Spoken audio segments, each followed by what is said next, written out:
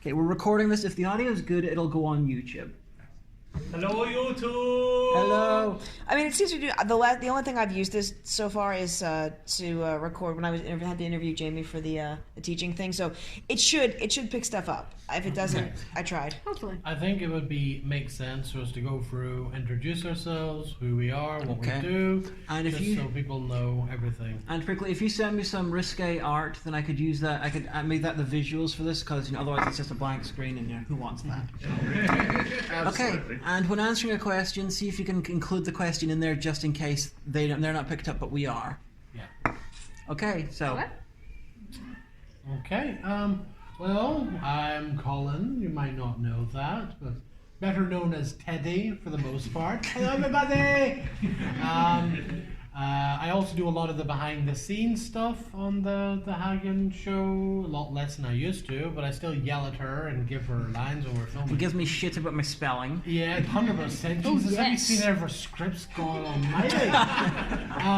So yeah, I do that. Other than that, I don't do a lot special. I work with Nicola on her little Twitch channel she's trying to grow, and she'll tell you more about. But yeah, that's me. Over to you. Yeah. So, yeah, you may notice me as that short fat minion, or the avatar of decent humour. Which short fat minion? Because The one with the silly accent. the American one.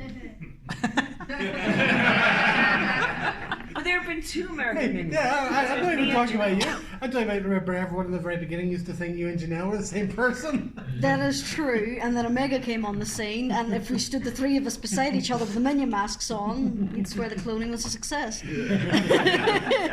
But yeah, I'm mostly in the same boat with Teddy when it comes to the Amanda Hagan show. I do stupid stuff in front of a camera for vague internet credit.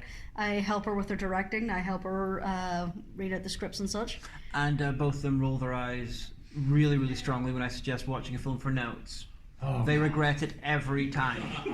What's the last film you watched for showing notes? us a good film, for God's sake. What was the last one I showed you? Monster. Yeah, Monster. That was Star Pause before that. Monster's one of the 2 reviews that we filmed this trip. Okay, and who's next? Me? I'm slowly growing my own Twitch channel, and you can find me at Journus Plays. They have a Even if cat. I do. I have Kitten Cam. Lucy and Chi, they sit in the corner, look cute, while I play video games, and on Sundays I run a D&D campaign, where my group is slowly turning a gothic classic, The Curse of Strahd, into a black comedy. If you search Twitch or YouTube for Journus Plays, you can find me easy enough, or you can find me through her channel on the Star Trek Online. Star Trek Online. Star Trek Online highlight videos, which we need to do again. We did. But, yeah. Okay, I'm Demon Hagan. I Have well, to live with that Every day. I do. Every time she says it, I complete it in my head. My life is a smorgasbord of bizarre films, and occasionally I also do other videos on the internet, such as somehow I became one of the internet's most noteworthy history YouTubers when it comes to Arctic exploration. No, Arctic disaster. Well, Arctic disaster exploration as well, but it's both happening. I work with Omega doing vlogs occasionally and cooking shows occasionally, and every so often I do videos on TV. I'm sorry, I'm shattered. I've done a bunch. You have filmed a lot today. Yeah. It was a long. Today's been a long week. Let's put it that way. I'm the Omega Geek. I'm short, but you knew that. I'm currently working through a PhD, which is why I haven't been doing a lot of stuff. But I do the short non-fiction series like media, where I talk about little bite-sized psychological concepts, usually through the venue of children's media. I'm Minion. I'm forced to watch movies just all the damn time. What was the last one you watched? Oh, I don't remember. Oh, that was the Italian art house remake of Reanimator. Oh, that one. Yeah. It actually wasn't bad. It just kind of went like, you got to the climax of the movie. We're like, all right, the climax. Yes, this is happening. It's gonna be over soon, and I can play Dragon Age. And then it just kept going, and it was just kind of like this extended, like, nonsensical Armani advert, and and then there were credits, and I don't even know. It's like, Italy, what are you doing? Like the end of the Return of the King. Yeah, like, oh right. More well, confusing. yeah, more Italian. But yeah, so that's what I do. You can follow me on Twitter at the Omega Geek, but I'm pretty sure everyone here probably does because I know everybody. Okay, now, first question for the entire group or for Teddy. Oh, yep. Where did the idea for the character of Teddy originate from? I do believe Zara originally came up with the character as a one-shot for, was it the second episode? No, the minions were introduced in the memory run, I believe. But Teddy, or as scripted in the original script, it was Ted. Then you decided it was called Teddy, and you came up with the voice and everything, and you basically reworked. It was just a generic minion character saying, something completely plot related, as much as plot we have. And then, you just played around with it, and people really liked it, so I just kept bringing back the character. Wasn't it Man from Hong Kong? I think like the music. It was pretty early on. I think it was before Man from Hong Kong. But I remember whenever originally was mentioned and Ted was mentioned, I decided, it's going to be called Teddy, and then the voice, and it just went on, and he became weirdly popular. That was odd. I mean, how many rebellions has it been, and he's still alive? Well, he was killed, then he came back, but he's promised not to rebel again. And there was an alternate reality, was the main rebellion. Lord Ted doesn't count because he was alternate reality. How many times has he died? Technically, only once. Yeah, that one. And maybe his Ted doesn't count because. But he was also the only surviving minion after the initial compound was destroyed. Too. Yes. Yeah, I had to go and create all the other minions. Just want to point out too, the only reason that Teddy has a lower half of the face is because the balaclava we had at the time stank. Yeah, so I thought they'll do that, and that'll be a special thing for just him. And one other minion has done it, and they're not allowed anymore. That's Teddy's thing. See, I'm fine with the gets minions upset showing if parts of their other minions face, do but Ted will throw things at me if it happens again. Very true. Okay, well, for Journus or for the group? For the group, actually. Alright, I got a question. Journus, what was your first reaction when Zarin here pitched you Diamog Hagan? What was your first gut reaction? I think the way it was first introduced to me was Zar came in and says, "Hey, you liked that guy with the glasses, that thing I forced you to watch 45 minutes ago?" And I was like, it was alright. I do something like that. Do you want to help me out with it?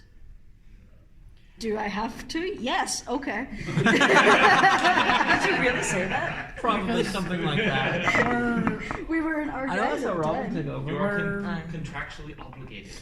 I remember It was at the time where me and him had just started going out, so I was still being overly polite to his family.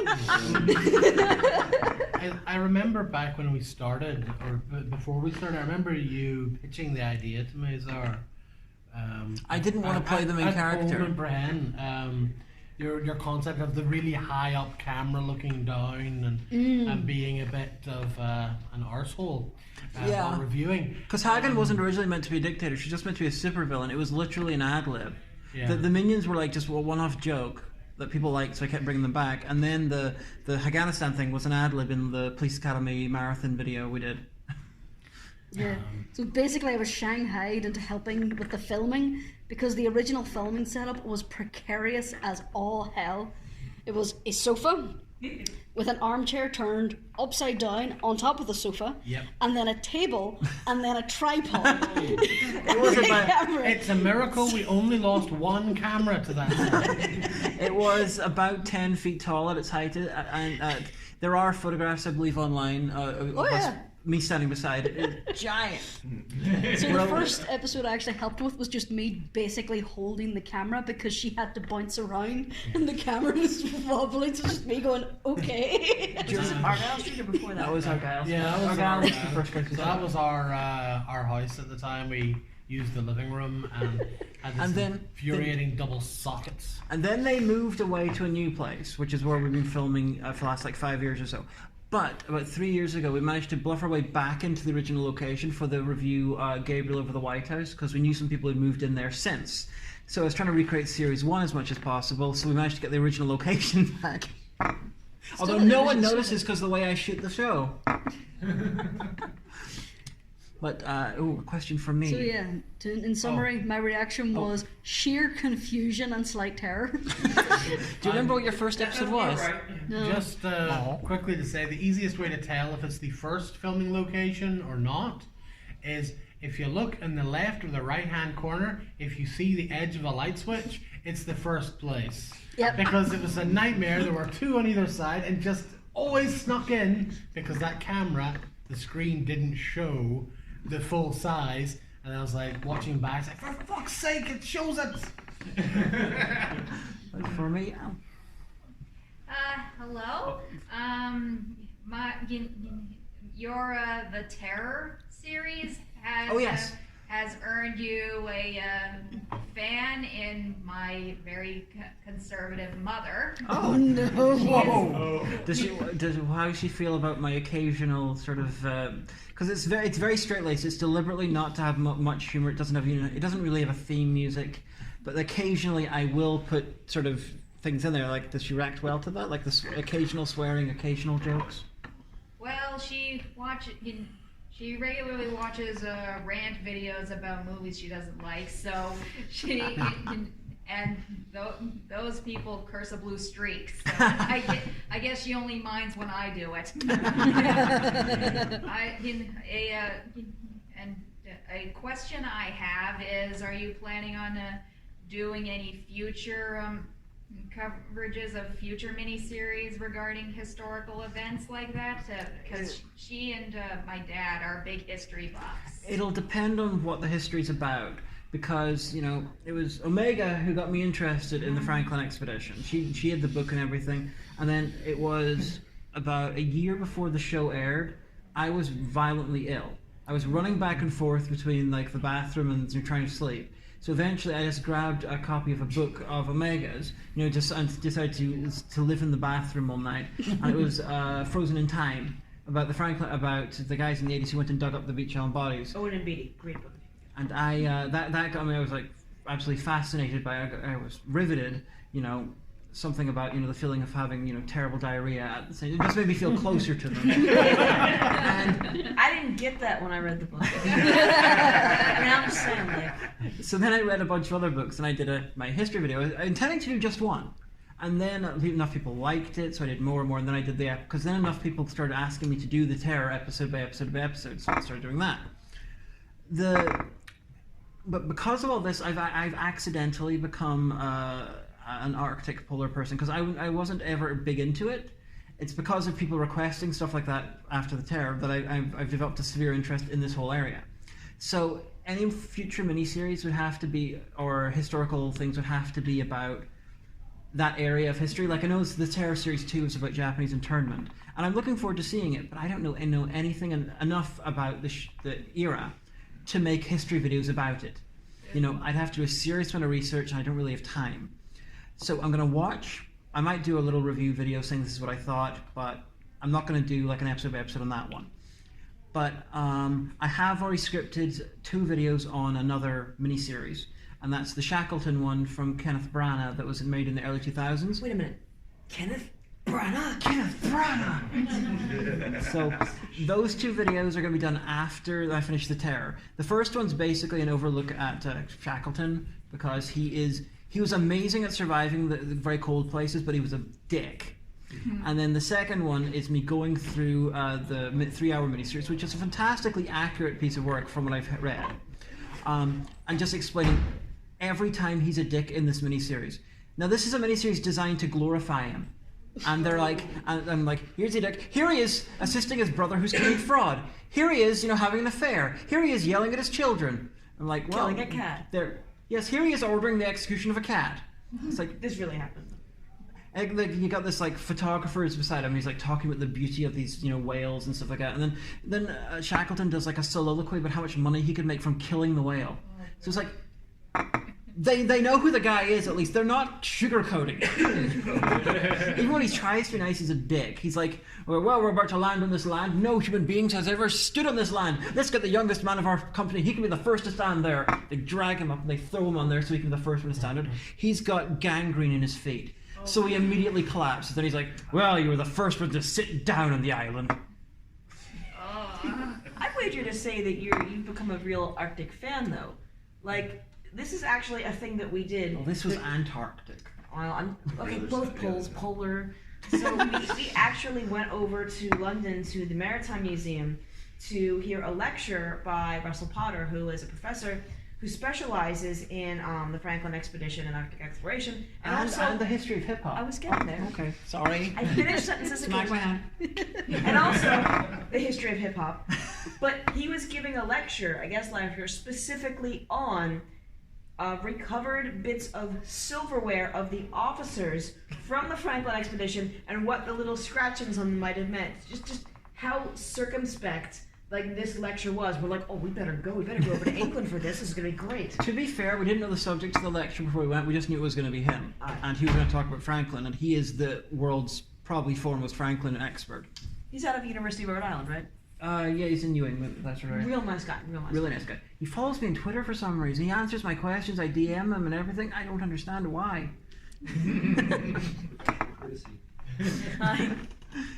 You're an academic. Maybe now. he thinks he has a fan. He does. I've actually been sent academic papers by polar historians to read. Like in one of my history videos, I talk about there's a theory that Roald Amundsen might have committed suicide.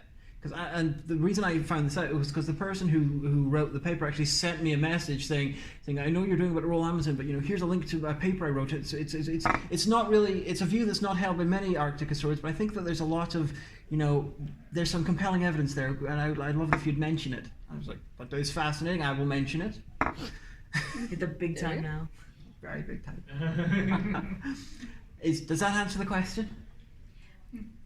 Yeah, I'm pretty sure, like, those upcoming, mini-series coverages, I'm sure my mom will be interested in those, like, she's covering, that expedition? Yeah. Sorry, when you said miniseries, I thought you meant, like, TV shows. But if you want... In general, I can give you some other info what I got coming up, in the history stuff. Okay. I'm doing one video on the raft of the Medusa, which is up there with the Franklin expedition as the worst thing that happened to white people at sea in the 19th century. The difference is it took 2 weeks instead of several years. And it had, I think there were like, at the end there were like 4 survivors out of 150. It's okay, they were French though. So. Yeah. This one is so bad it was mentioned in the Terror as a thing, like they compared their situation to. Then I'm also doing, I read a wonderful book on the way over, flying over, called The Expedition. It's about these Swedes who tried to fly a hot air balloon over the North Pole, and it went terribly. So I'm going to do something on them. And then I'm going to finish the Terror. So altogether that's probably another 7 or 8 videos at least. You can like run home and be like, I got the inside information. But now, a question for Omega or the group. Hello. Aside from Max Magician, what is the worst movie you've had to review for the show? Because of her? Mm-hmm. Once upon a time. Oh no. A very long time ago. I was living in a lovely flat in Pikesville, Maryland.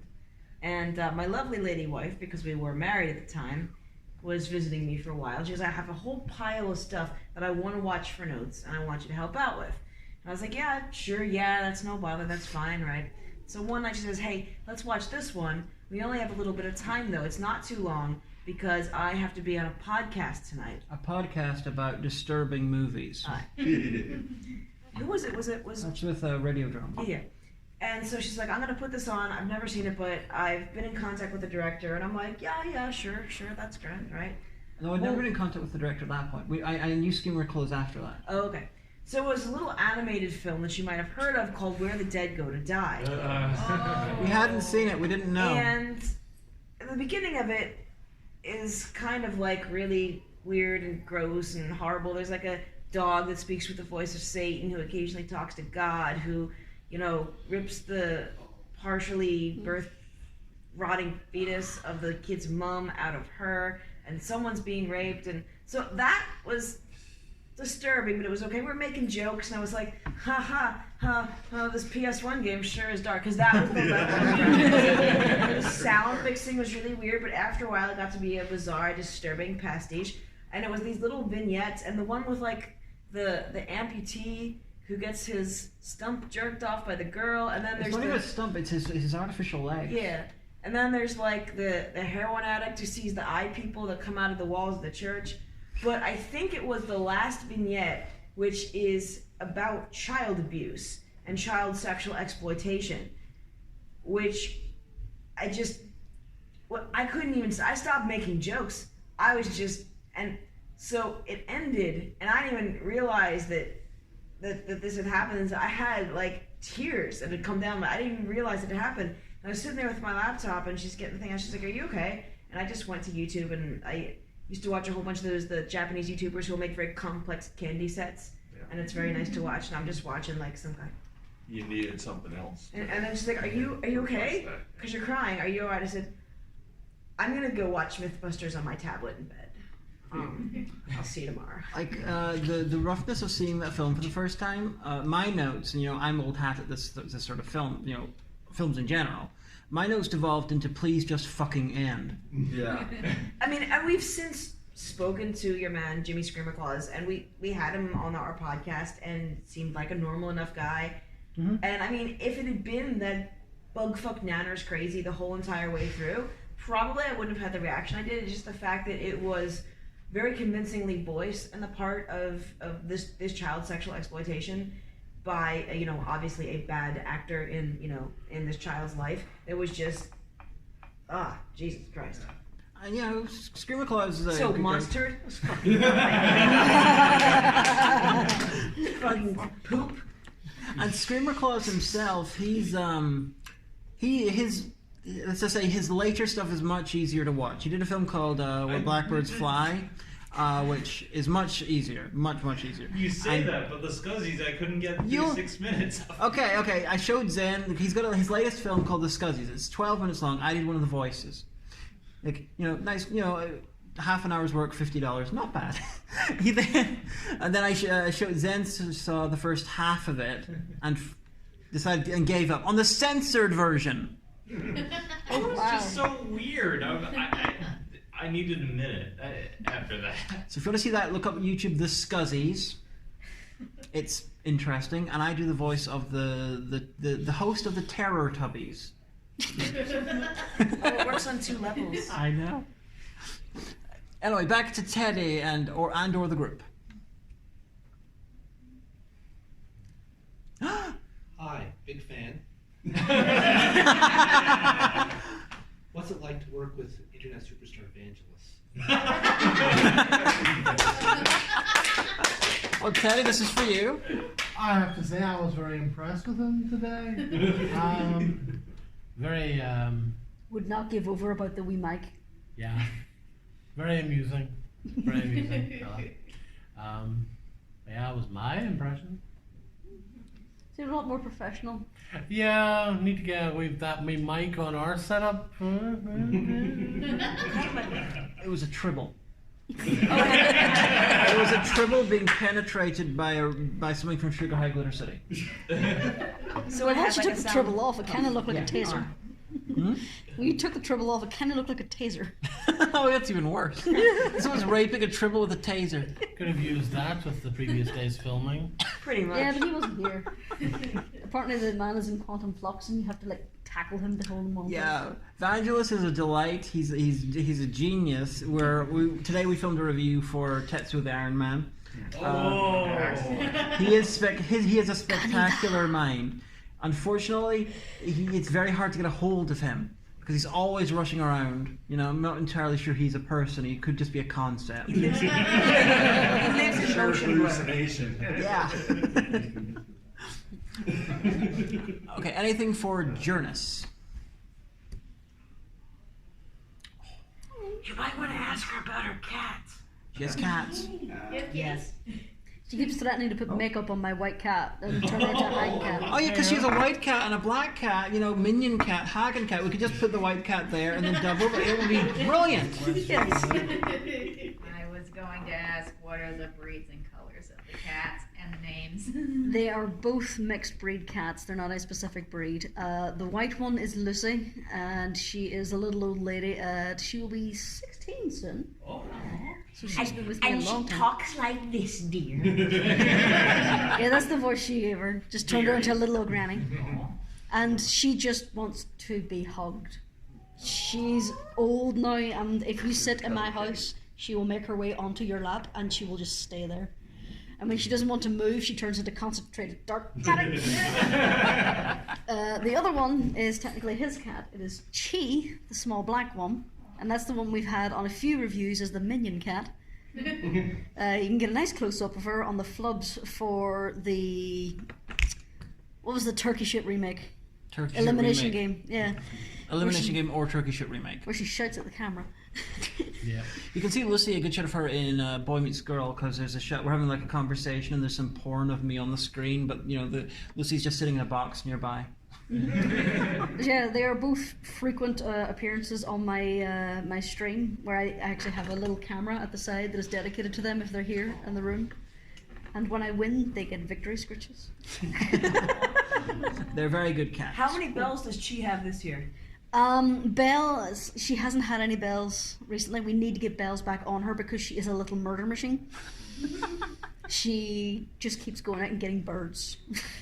However, we haven't had a mouse problem around the house. To be fair, Lucy was a fantastic hunter back in the day. Once she brought back a full-grown rabbit that was near enough the same size of her. Wild hair. There was one day when I think you guys were like off on a cruise or something. You were off on holiday somewhere, and either Neil was at work or asleep, or I don't know where he was, and Paul came over and started helloing up the stairs. I was like, you can just come in, Paul. He's like, yeah, but there's a dead bird and I don't know what to do because I don't live here. And I was like, Neil! And Neil was either not home or not to be roused, so I had to deal with it, and she's just sitting there like, bitch. I'm surprised there's still birds left in Cragen. Well, she now eats them all. Well, that's good, I guess. Like, She doesn't just leave them anymore now, she eats them what she catches. But the best instance was, I used to work night shift, and one day I had gotten to bed at like 8:30. It was around 10 o'clock. I just started to doze over, and I hear the little tinkle of her bell as she comes into the bedroom. That's fine. The cats usually sleep next to me in the bed anyway. And I felt her move up onto my chest and just kind of sit there. And then I felt something flop. I opened my eyes, and then I see this robin. This robin looks at me, and it starts flapping. Smacking me in the face, and then it takes off. She attempts to pounce on her and pounces on my face, and then launches off my face to chase this robin around the room.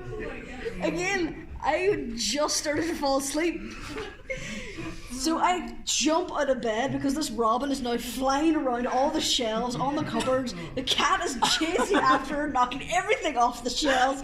I am bellowing. And no one would have believed me if our housemate Neil didn't come down and see me chasing this cat and robin around our bedroom. Eventually we managed to get the robin out, and the cat just kind of sat there going, "What'd you do that for?" This is like that cat shaming picture where the cat apparently dropped a half-dead mouse into its owner's mouth. I've seen Notice that I one. said half-dead. oh no. I've seen that one. That's 17 kinds of plague right there. This is my hurdle for a week. I said mouse, not rat. So yeah, that was the most surprising wake up I've ever had. Anyway, on to me or the group. I got one for the group. What are your thoughts on the new Doctor? Did you like the series with her? What were your favorite episodes? What weren't your favorite episodes? Are there going to be a new Twilight Who? At the risk of drawing Hagan's ire, I haven't watched Doctor Who in the better part of 5 years. That's fine. How are you still alive? I'm Everyone's very got much a the life. same. Here's my dirty little actually. secret. I prefer Star Trek over Doctor Who. But yeah, I'm the same. I was watching the new Who series up until Matt Smith's removal or regeneration. When Moffat took over, I had such high hopes because he had done the best episodes of the previous seasons.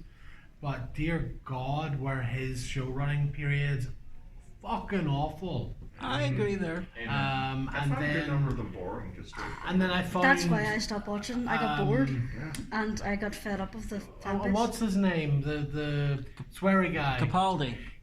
Such a brilliant idea, and he could have been so good. But dear God, I watched 2 episodes of him, and it's like, Capaldi's great. These scripts are fucking awful, and I just haven't gone back since. I've heard mixed things about the new series, and it's very hard to separate the legit opinions from the Toxicity. there's of the toxic opinions, Yeah. and then there are legit opinions within the toxic, and it's all over the place. So I just haven't bothered. I should go next because I'll probably have less to say than you will. Yeah. I can talk about Doctor Who for a long time. That's true. I didn't know Jodie Whittaker from before because I haven't seen anything that she's been in. I like her accent and I like her quirkiness. I liked the season so far. I really like her companions, but on the other hand, I'm always the one where I'll say I like that. That was great, and she'll look at me like the script was rubbish. And I'll be like, oh, I right, yes, well, the script was rubbish. Kids' films. But And here's why. But I do like her, and like I said, I like the direction that the show is going. I've liked a lot of the episodes in the new series. I did an episode of Psych Media about cognitive dissonance in Doctor Who. I thought that's one of my favorite of yours. Oh, thanks. That covered Rosa and Demons of the Punjab, which is both U.S. and U.K.'s dirty histories that we kind of want to be like, oh, we never did it, but no, we did. So that's what I think. I got a lot of messages. Well, maybe mostly people just commenting on Twitter and on my Doctor Who things. Fully expecting me to hate Jodie Whittaker's thing because there's this sort of idea floating around that I hate all of New Who, which I don't. Only most of it. I just rant about the ones that I hate. So what I've decided to do is do an episode by episode in the style of my quick guide for Jodie Whittaker's first series, where I will go into depth on each episode. I've already scripted it. And then afterwards, I will do my first Jodie Whittaker Twilight Who, and that's going to be the New Year special. I despised that. Her actual first series, I thought it was probably the 4th or 5th strongest one in New Who. My favourites in New Who have been Series 5, Series 8, and Series 10. Then Series 11 will come in somewhere just below that, probably around the same as like Series 2 or something. I haven't really given that much thought. But Whittaker herself, I would not have cast. Yeah, she's bland, blonde, and young, and classically attractive. She's basically Peter Davison. She's nerdy though. Yeah, but she's basically Peter Davison. It's like I prefer the Doctor to be middle-aged or older. I prefer them to have an interesting face, which usually means ugly, but not always. So I wouldn't have cast her. I thought she's fine. I mean, I don't hate her. The only Doctors I really dislike are like 8 and 5, and she's a little bit above them. But the companions I'm okay with. One thing I'm really happy about is that the show feels like it's finally full-on regenerated. Previous ones, New Who grabbed a style, and then there was little bits of messing around with it over the different showrunners, but not very much. While this is a full-on regeneration like the classic show would do every couple of years. Not as drastic as early Who would do.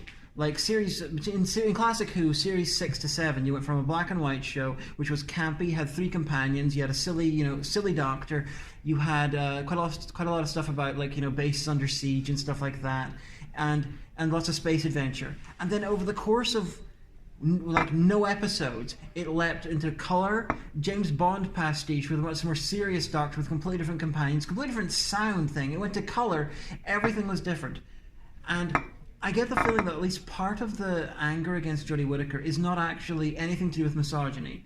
Part of it is because the New Who audience is not used to that level of regeneration in the show. They're used to how New Who was, and it's like just the moderate differences that Series 11 brought in. It just feels like a complete change. Like how the companions are just regular people. They're not like chosen, destined ones. Yeah, you've got that. You've got the fact that it looks different, and I think they changed the cameras because it looks like a Ken Loach film. You've got the different music. You've got 3 companions instead of 2. That's a different dynamic. They've got much more overt politics into the show. Like every episode has a political message, which I'm not complaining about because even though sometimes the politics are really shit, like in Kerblam, but that's very Classic Who. So that I loved that. So I have a lot of... It's like the Happiness Patrol and all them ones, like the one about taxes. Yeah, Classic Who wore its politics on its sleeve. And usually they were okay politics, but not always. And so generally I have a lot of complicated feelings on the series, and I'm going to go into a hell of a lot of details. Like... I really don't want to give too much away. I've got it all scripted. I'm intending to record it maybe next month. But I'm not going to get it edited until I finally buy a copy of the series on DVD. For editing. If I may cheat a little, can I ask, who would you have cast? Honestly, now you're in for a lecture. I have a few people who would like to cast. Miranda. Like I've had ever since the show came back. There's 2 people who I wanted to cast. They were Alexander Siddig and Keith Lee Castle. Now, Keith Lee Castle is, if you've seen my work, you've seen him in Urban Gothic episode about the vampire. He was basically he's basically like a guy doing a David Bowie impersonation. He was also in Seed of Chucky, playing the guy who raised Chucky's kid, in England. But here's the thing. I'm firmly of the opinion that the Doctor should have either become a woman or be non-white at some point in the past. It's embarrassing that it's taken this long. So if I was showing her, I wouldn't have cast Keith Lee Castle, even though I'm convinced he would be a fantastic Doctor. So I will say either Alexander Siddig or Ramon Tikaram. Now, Ramon Tikaram is from Singapore. He is fantastic. He looks like a Bollywood star. But if you've ever played Dragon Age Inquisition, he voiced Dorian. Oh, yes, that would... Imagine him playing, that voice coming out of a Bollywood guy. This guy did Bollywood softcore porn. Well, sorry, he did a film based on the Kama Sutra. I don't know how much porn's in it, but there's gonna be some. That'd be hard to do with Bollywood because they have very strict. Yeah, it's. I heard about that. There's some degree, but it was about the Kama Sutra, but him. So this guy was a legit sex symbol. A couple of days. He's in his 50s now. So imagine Capaldi's age, but he's still really handsome. But he's also from Singapore. So it's like that. I would love that. I was kind of if those two, but what if it? Would you cast a woman? As far as I'm concerned, honestly, the earliest natural part to place to cast a woman as the Doctor would have been 6. Even though I love Colin Baker because the first Doctor, the second Doctor, you're rebooting it, and then the third Doctor was cast when the show was really it was almost dead. Then fourth Doctor came in. They were trying to get someone older, so they could, I suppose, but they probably would be a bit reticent. Then fifth Doctor coming after the fourth, they'd be nervous. They were still on a high though after the fifth, and at that point I could see them being secure enough to cast a woman. They'd already been talking about casting a woman since his earliest Tom Baker leaving. So if they really should have cast someone then, so that we wouldn't have had all these bullshit arguments now. But if you're casting a woman now, off the top of my head, Michelle Gomez would have been fantastic. Oh yeah. Tilda Swinton would make a fantastic Doctor. Yes, definitely. Who else? There was the woman who won, Olivia Colman, who just won an Oscar for the Favourite. She was actually one of the ones who was mooted for the Doctor. I was sad that she didn't get it. She would have been amazing. She was also in the Fifth Doctor's opener with the Prisoner Zero. I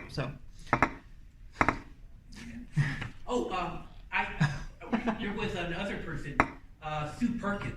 Sue Perkins would have been good, although she would basically be the 10th Doctor. I said that, and that's exactly what she said, because, like, you know how every couple has a list? I mean, I ain't saying, I'm just saying, honey, if Sue Perkins knocked on the door, I'd be like, I'll see you in a few days. That's fine. That's fine. But yeah, so Sue, I worry Sue Perkins would basically be like, you know, the woman version of the 10th Doctor. Okay. Like my main issue with 11 really is that they're writing the Doctor as a woman rather than just writing the Doctor and letting a woman play the part, which is what I wanted. Because it's not really too overt, but I can tell little bits where they're approaching the character slightly differently, and it does bother me a bit. But anyway, on to Omega. Hello. Cat. Are you gonna do anything for the Steven Universe movie that's coming out in the fall? I'd really love to. I'm trying to figure out how to watch it legally from the UK as it airs. I don't think that that's possible. I've asked the subreddit, and the consensus is, listen, there's some backway channels, but it's not possible. I really want to do another episode about Steven Universe soon, because I did. I have the lecture that I did, and I've done it 2 different cons, and I did my first episode of Psych Media on Steven Universe and Good Intentions, and I have half of an episode scripted, but then I got revisions back on a paper that I had to focus on, and actually it came from a discussion with Nash on Twitter, and I forget how it came. I think it was after Battle of the Heart and Mind, and he said, you know what, like, you know, I know that this is cool and everyone really enjoys this, but isn't Steven Universe kind of sending the wrong message to today's children? Like, back when we were growing up, you know, like, okay, so I'm either a very young Gen X or a very old millennial. You know, this idea, like Mr. Rogers and Sesame Street and empathy and sharing, let's talk this out. There's a peaceable solution. You know, we have to be the bigger one. We have to take the high road, all this other kind of stuff. But contemporarily speaking, that doesn't work anymore. So is Steven Universe actually doing children a disservice by teaching them conflict resolution skills that will not serve them? So I really wanted to kind of explore that. You know, when we talk about conflict resolution, especially things like bringing in social identity theory, and a lot of the conflict resolution research that's been done in Northern Ireland, you know, is the high road really the right road anymore? So depending on what happens in the movie, I sure would love to, even if it's just something as simple as not a formal episode, maybe just kind of, okay, I've just watched the movie, I've just watched it now 2 more times, here are my thoughts coming at this from the psychological mechanisms that I'm picking up on. Because I watched the trailer and I was like, it's got a neck now. I want a varsity jacket like that, but I certainly would love to, so. That's actually something that confused me, because I always thought that the reason why Stephen had to stay 7 years old was because if he ever aged, it would cause uncontrolled havoc. Well, no, he technically was almost, he was 14, almost 15, yeah. Because I remember there was one episode, yeah, when but it was his size. But because Connie said, wait a second, you're older than me, but you haven't physically aged since you were a 7-year-old, and his physical form, I think early on before he could control his powers, really did kind of reflect his mood, like in Too Many Birthdays, when he felt old, he nearly aged himself to death. And so a lot of people, again, especially on the Steven Universe subreddit, have been discussing, okay, so chronologically time has leaped forward 2 years. Rebecca Sugar said this is going to be 2 years after the last episode. And so how does he feel comfortable enough, you know? So I think it was a great theory that someone brought up, is the idea that he didn't really know what he wanted to be. He knew what people's expectations of him were. And children are kind of like they're kind of like a blank template. So he had room to grow, he had room to change, but now that he's accepted himself, I'm not my mom, I'm not Pink Diamond, I am myself, and I'm okay with that. Has that let him grow up a little teeny bit? Well, yeah, he's been babied by the gems up until the homeworld thing, so. Speaking on that front, I think the final episode, like the final 5-parter really showcased how a very transpositive message for Steven, and how that, you know, he kept, like, his entire life he's been told to be something, and he's finally accepted that he's not that, and people are finally accepting that he's not that. That was so powerful. And okay, so I had to watch it in little like 5-minute squadrons, because someone who'd like gotten it off like, you know, Cartoon Network on Espanol had posted them all up, and I know I only had so long to watch them before they'd be taken down. And so I was sitting at my desk, and just the part where, you know, White Diamond takes his gem out, even in silhouette, I went, And I just couldn't breathe for a second because I was like, oh God, he's gonna die without that. And just watch, and every few, maybe like every few months, I'll still go and look up that clip on YouTube where he merges with Pink Steven with his gem, and it is such an incredible moment of self-acceptance. I wish we could take that and show that to every child who's doubting themselves, or because every child will at some point feel like, who am I in relationship to the rest of the world, in relationship to myself, who am I, what should I be? And just seeing that I am myself, and it's okay, and it's great, and the fact that they burst out laughing, it was just so emotionally powerful. And it did have such a very, very pro-trans message, because when Steven goes to Homeworld, White Diamond spends, 4 or 5 episodes continually misgendering him. Even Blue and Yellow, like, okay, he wants to be called Steven. And that Rebecca Sugar was able to get in all of the pro-LGBT and I don't want to say pro-self, but pro-self-esteem messages that she's wanted to work into that series. It's just been fantastic. And I really think that that's one of the things that children should be shown, especially the episode Mindful Education, right? I think it was up for an Emmy, but I can't remember if it won. I don't think that it did. But I was telling another friend of mine, we were actually down in Galway for a psychology conference, and I was telling her about this episode. I was like, this is basically CBT for kids, I'm feeling away, I'm thinking some thoughts, but they're just thoughts. I'm not in danger, I can't be hurt. And if that's the kind of thing that we can teach children, to do by themselves, fantastic. Sorry, that's my lecture. We have about 12 minutes left, so we'll go another round, but try to make the answers as short as possible. Don't do what I did. What I did was worse. Quick fire. So, any technical aspects or scripting thing, questions about the shows, or? A question for both of you. What is the worst, personally the worst thing that you've had to watch with these two? What was that one that actually made you turn off because it was horrendous? Was it one of the Vomit Slaughter Dolls? No, I never made you watch those. I never actually, those ones, the Vomit Gore films, I never actually took notes for. I just watched them. I reviewed them straight. Despise the horror reviews and stuff. Was it the schizophrenic one? Was it about a schizophrenic? Yes, I hated those. I refused to watch the third one. We never reviewed that. She forced me to watch the first one. It made me. It was just like, don't like that. The second one, I think I actually walked out of I that don't believe one. that. Well, I didn't walk out because I was pinned in the corner of the sofa, so I just put on headphones and played World of Warcraft. But I refused point blank to watch the third one. I revolted pretty early on to be encouraged watching a lot of these films. I still watch the odd one now, more often in the past year than previously. But yeah, for that's a very long time, I didn't watch anything. Nope, he got away with it. After Eat the Schoolgirl. Oh, I was like, it's just. Nah, I'm out. I'm done. I'll still help you. I'll still be involved in the filming. I'll still be involved in anything. I ain't watching any more of this fucking shit. Terry picked up his chair and turned it around and looked at the wall. Yeah, I was done. But yeah, more recently I've been watching more. Although that's because I've lost other people to do notes with. I like getting 2 sets of notes, so I like watching with 2 different people to get very wildly different ideas, so that I can put them together when I'm scripting, because it makes the scripts more interesting. And we lost Robin, who moved away. Did not die, just got married. And they're just then recently I had been sort of taking notes with a friend of ours called B, who's never appeared on screen, but she moved away as well. Mm-hmm. So nowadays I'm stuck doing it with we've got. Oh, thanks.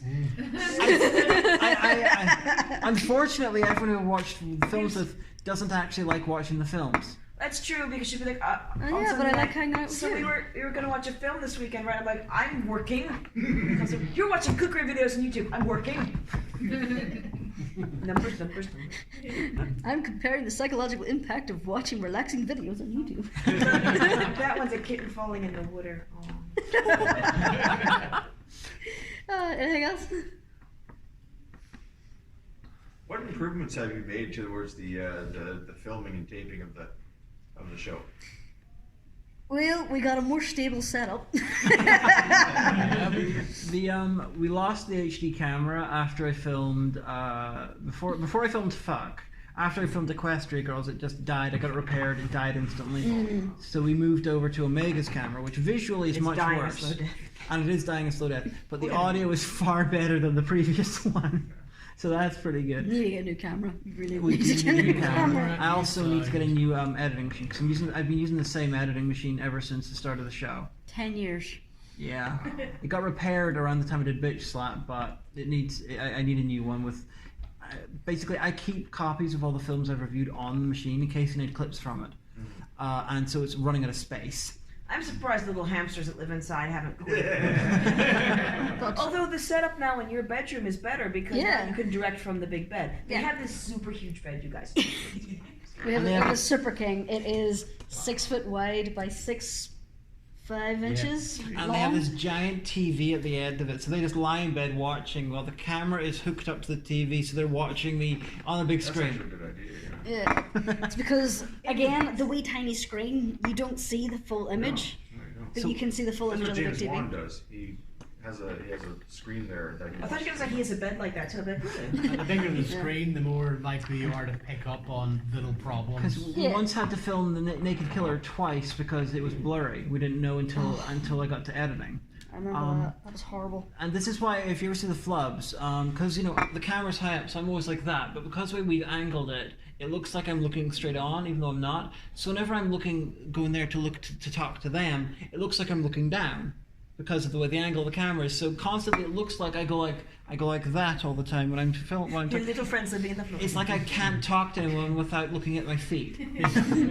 But yeah, I had described our original setup. The way we've got it set up now is there's our bed and our desk that has the TV on, and then we pull over a kist, which is a big chest. It's a big chest. Basically like, it's just a big chest. Just a big chest. And then we set a tripod on that. We got a taller tripod. And it's not quite as tall as it was in the early days because the ceiling's not as tall, so we can't. Yeah, that's true. And also we have more room for you to actually move around. Yeah. Because in Argyle you had, 4 foot to work with? Yeah. Whereas in this room you have a better part of 6 foot. Yeah. Because it's a huge bedroom. I was thinking of things like putting up sheeting or something like that on the walls for when you're taping. Oh no, nothing fancy. We just painted the wall white. Yeah, but just more to buffer sound. We made so it you don't purple. get so much echo or something. So there's things that we could do like that, but it's our bedroom, so we're not so keen on that. If there was a dedicated filming room, we would almost certainly have put up carpeting on the walls, almost certainly have a blue screen or a green screen on it, so Zara could be even more interesting with her visuals. It could be, but here's the thing. Garage. I use my garage. We don't have a garage, sadly. We live in a terraced house. Because Hagan, the character, is not unlike Linkara, who's a comic book reviewer who has adventurers.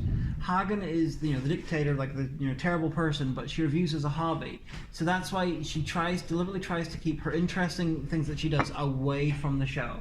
So that's why it kind of makes sense that she we're a bit more low tech because she there's the off-screen armies and sort of Death Fortress stuff and everything, but she's not showing that off because this is her hobby, and that's out there. I think the best bit of action we ever had was when the bronies were attacking the compound. It was all off screen. Yeah. Yeah, but then we did do a few combat minions. Yeah, like the commando attack, taking out the avatar isn't humor. Oh my god, that took 4 I hours. just want you to know. She says to me, "Oh, what minion clothes do you want to wear?" And there were these great big armored Paul Druins. I'm like, "That looks class. I'm gonna wear these." What I didn't realize is how long we would spend doing all of these takes. It went from the courtyard in the back garden all the way up and all of these scenes. My back was killing me. I was so angry. It was so heavy. You wanted to do this. And I was like, I'm just saying, I'm going to get pizza out of this. Yeah, that bit at the start of Bitch Slap took about 4 hours, and we had a similar sort of deal with the start of Rock and Roll, which took a similar amount of time. This is why we don't often do these big sort of things, because we have a limited amount of time to film. And I don't think it's very fair for me to come in and demand, hours upon hours upon hours, and then do a review on top of it. Because other people live at Colin's house too. So. Yeah, so I figure people want the reviews most, so we get that out of the way. We also don't want to do it too often because our neighbours already think we're insane. And we never, ever want a repeat of Condor. Oh God, no. What happened? 7 hours, one single shoot. 7 hours 45 We minutes. started it Nearly at like 8 5 o'clock hours. in the afternoon, Went to about and we midnight. finished in the early hours of the morning. Is this the one where It everyone was flew? unbelievable. Possibly. Yeah. Well, this one, there's a reason for this, because we're doing the regular review. It was the longest script ever done at that point. Plus, I had a costume change out to be Alistair. Plus, I had to be taped to a table. Plus, there was That this was really complicated shot where you had one person sort of like, I reacted to this thing in the film, and I was like, then suddenly in a psychiatrist scene. So I was lying down talking about the scene. And then the psychiatrist lay on Oh, top that's of the one you me, did. and there was another psychiatrist talking to them, and they were describing me talking about the scene. And then they lay on top of them. Eventually, we had like 6 people on top of each other. We fell off at one point and had to reset the whole damn thing. So you had duct tape, and yet I don't get duct tape in our crossover at all. I didn't bring duct tape. And Rita duct taped her to a table. She couldn't pull it out. Plus, we've just generally got quicker with filming because in my early days, I would write way too much to camera, and I'd have trouble remembering because I have crap memory. So that's why more recently there's a lot more voiceover because it makes it quicker to film, and because I figure it's wasting my time voiceovering. If it's to camera, it's wasting everyone's time. Plus, for the audience, I don't think it's very much more interesting that it's me saying it to camera than it's me saying it in voiceover. I could be wrong about that. Does anyone have an opinion? I like both, the camera and the voiceover. Oh, you are bivocal. Right, there's only 2 minutes left, so one last question to anybody. Yes. You guys say both at the same time. What is the origin of Haganistan? It was an ad lib. It was an ad lib. One line. I threw in a line saying, me, leader of the great state of Haganistan, in the Police Academy marathon review. We teased her relentlessly about not coming up with a better name. We actually have kind of a project in the works that we're gonna feel out and see if we can do. But one thing that I would like to add to that is I would like to, with Czar's approval and several drafts, write a concise history of the nation of Afghanistan from migration of Neanderthal during the Stone Age up through. Shut up! I love this shit.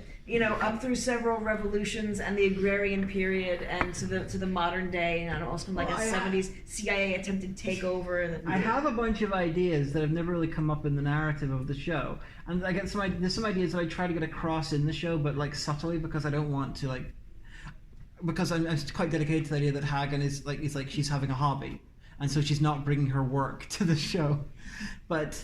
I think it's a really good idea, and I hope we could manage it. Because I got these silly ideas for instance, Afghanistan is a country that has a lot of freedom of religion, but Hagan's also basically the pope of the country as well. So she's the theocratic leader. So I envision a scene where a minority religion, like a Christian or something, comes in there and is really annoyed because all the churches in Afghanistan pay tax.